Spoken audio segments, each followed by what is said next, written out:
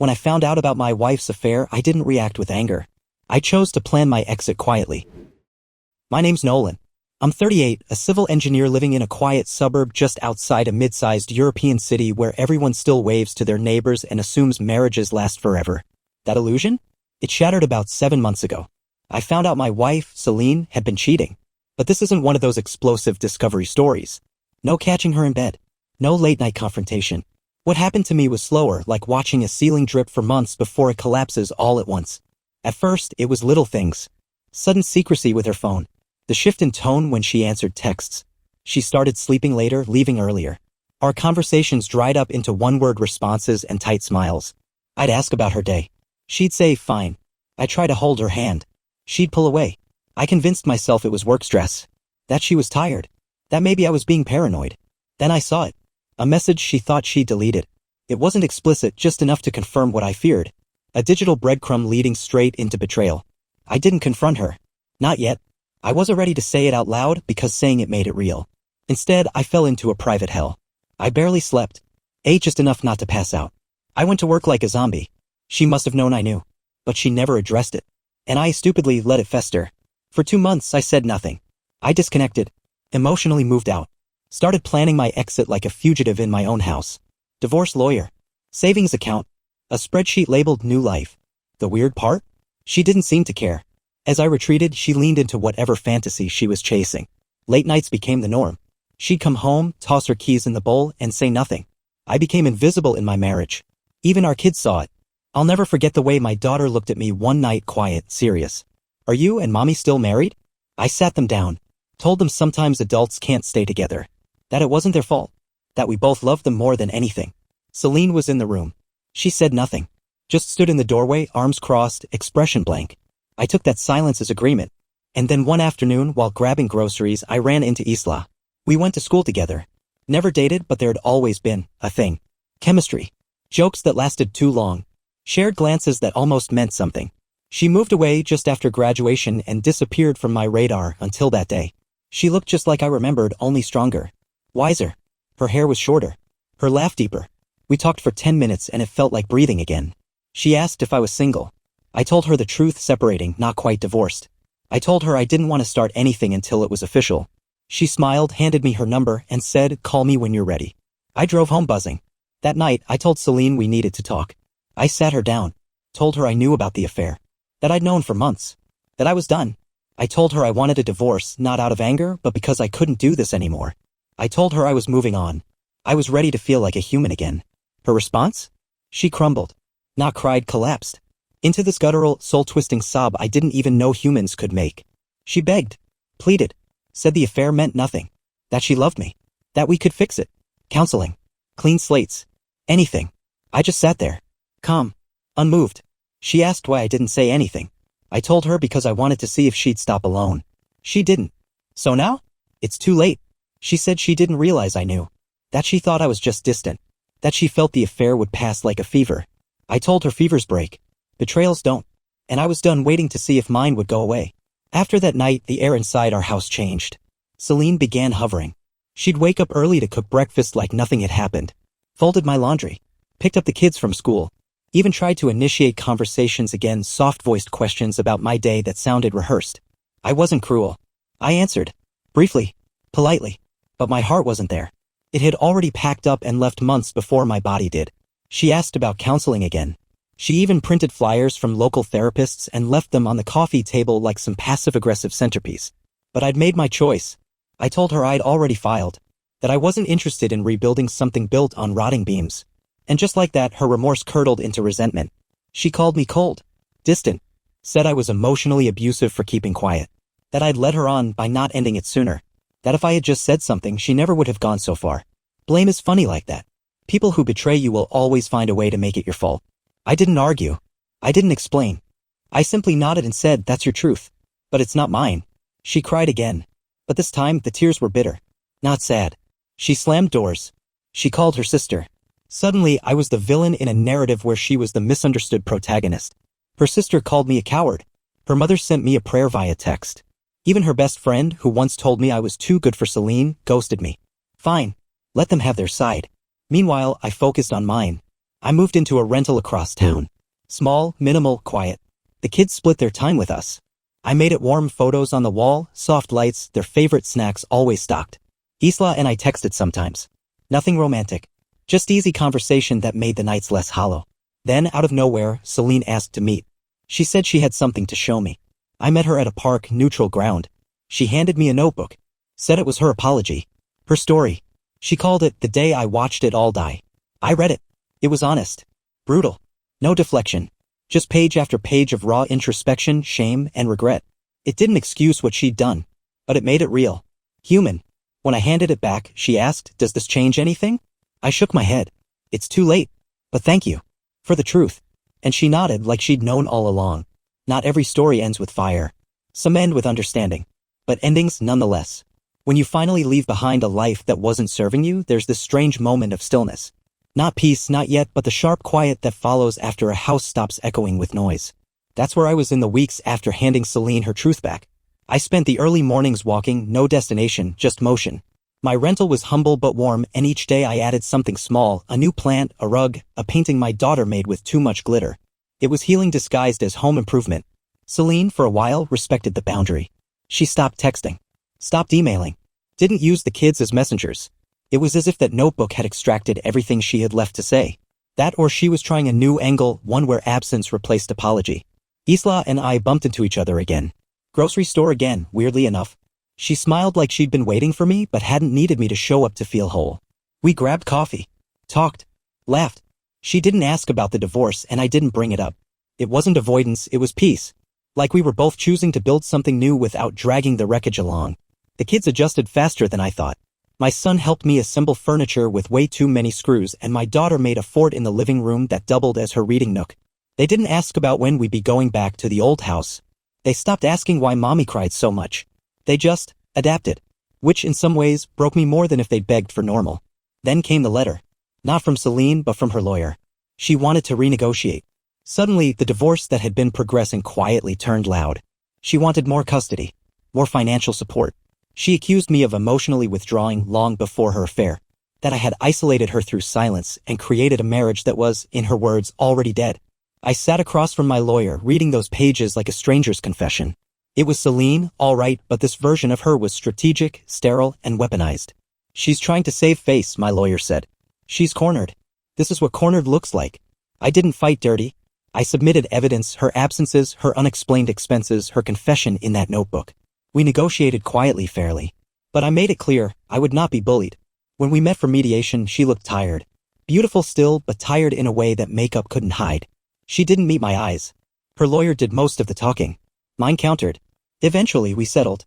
Shared custody. Minimal spousal support. No alimony. When it was done, she approached me outside the courthouse. "You didn't have to be this cold," she said, eyes glistening. "I wasn't cold," I replied. I was clear. She nodded once, then walked away. That night, I opened a bottle of wine and sat under the stars in my tiny backyard. Not to celebrate, just to breathe. For the first time in a year, I didn't feel like I was surviving.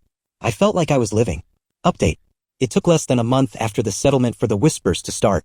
Not from me. I never aired our story publicly, never made a social post or dramatic declaration.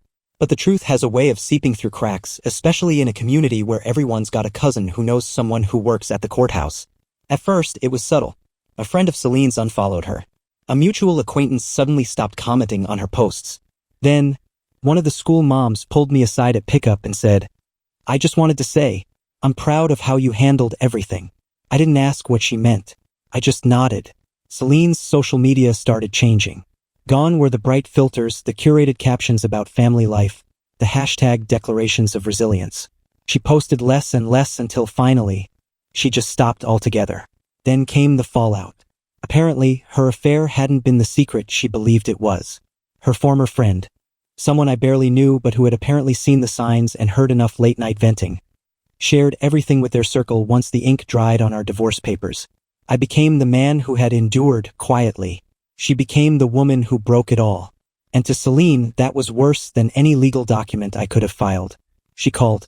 Once. I didn't answer. Then an email. 3 paragraphs of half apologies laced with emotional boomerangs. "I didn't think it would matter. I thought you didn't care.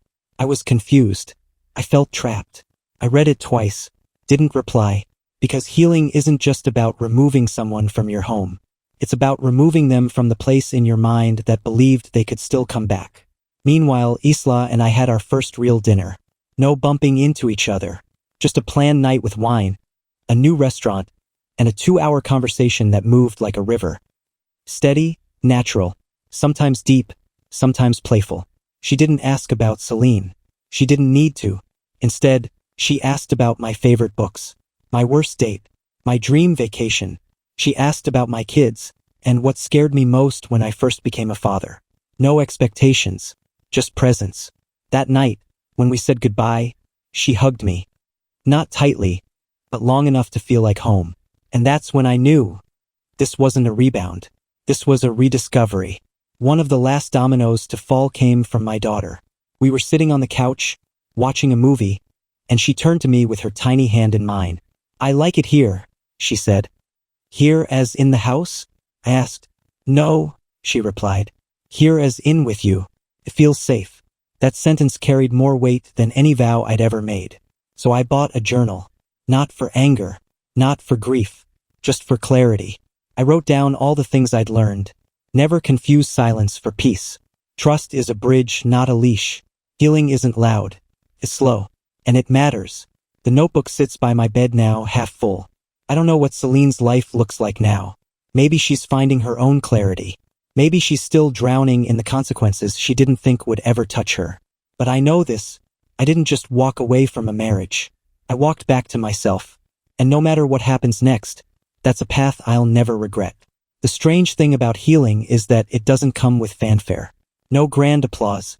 No triumphant montage. Just slow, quiet mornings where the coffee tastes a little better and your reflection doesn't look like a stranger. I'd been divorced for 3 months, officially, when the final thread connecting me to Celine tugged loose. It happened during a simple moment. I was at the bank, changing the last shared account into my name. The clerk, a man in his 50s with a kind face and a wrinkled shirt, looked at the screen, glanced up at me and said, "Fresh start, huh?" I smiled. "Yeah, you could say that." And just like that, I felt it. The release. The invisible anchor unhooking from the floor of everything I thought I'd lost. Isla and I weren't rushing anything. But things were shifting. Her presence in my life moved from occasional texts to intentional space. Sunday hikes, lazy brunches, evenings where we talked about nothing for hours and it still felt like something worth holding on to. She had a way of listening that didn't feel like waiting for her turn to speak. Of seeing me not as the man rebuilding from rubble, but as a man who was already whole, just choosing to expand. Celine, on the other hand, resurfaced. Through our children, mostly. She started asking for more time, more inclusion, school projects, weekend events, birthday planning. On the surface, it seemed reasonable. But underneath, there was something else. Regret doesn't always scream. It creeps. I agreed to everything that made sense for the kids. Kept it fair, civil, kind even, but distant. Boundaries like velvet ropes. Not to punish her, but to protect the person I'd become. One evening, after dropping off our son, she lingered at the door. "You look good," she said. "Lighter." "Thanks," I replied. "Feels good to breathe." She opened her mouth like she had more to say, then closed it. Her eyes were glassy, but no tears fell. "I didn't think you'd really move on," she whispered. I didn't answer. She left, and I realized in that moment, she wasn't mourning me. She was mourning the control, the role I used to play, the man who would have stayed. Who would have been? That man no longer existed. A week later, I took Isla to meet my kids. We made a casual and afternoon picnic at the park. She brought watercolor paints. My daughter adored her instantly. My son, more cautious, took his time. But by the end of the day, he handed her a dandelion and said, "You can sit with us next time." Later, Isla told me, "You've built something beautiful here. Not perfect, but real." And she was right. Because healing didn't come in one sweeping gesture. It came in moments like that, when my son handed Isla a dandelion like it was treasure, when we all laughed too hard over a batch of marshmallows gone charcoal black, when the kitchen was a mess of spilled juice and laughter. And yet it felt like the most complete version of family I'd ever known. I didn't need revenge. I didn't need validation. I just needed to remember what it felt like to be seen and to see myself without the lens of someone else's disappointment. Update. Time, I've learned, doesn't heal everything. It simply gives you enough distance to understand the shape of what you survived. By the time autumn rolled around, the leaves weren't the only things falling away. Old patterns. Old expectations. Even old versions of myself. Life had finally settled into a kind of rhythm. Work was steady. The kids were adapting, thriving even. Isla had slowly become a fixture in our lives, not in a flashy way, but like a well-worn book you find comfort in rereading. She'd never tried to replace Celine. She just showed up with intention, warmth, and the ability to make everyone around her exhale. And then came the call I didn't expect. Celine's mother. We hadn't spoken since the split. She was always fiercely loyal to her daughter, never questioning, always defending. So when her name popped up on my phone, I stared at it for a while before answering. "Nolan," she said, voice tight. "Can we talk?"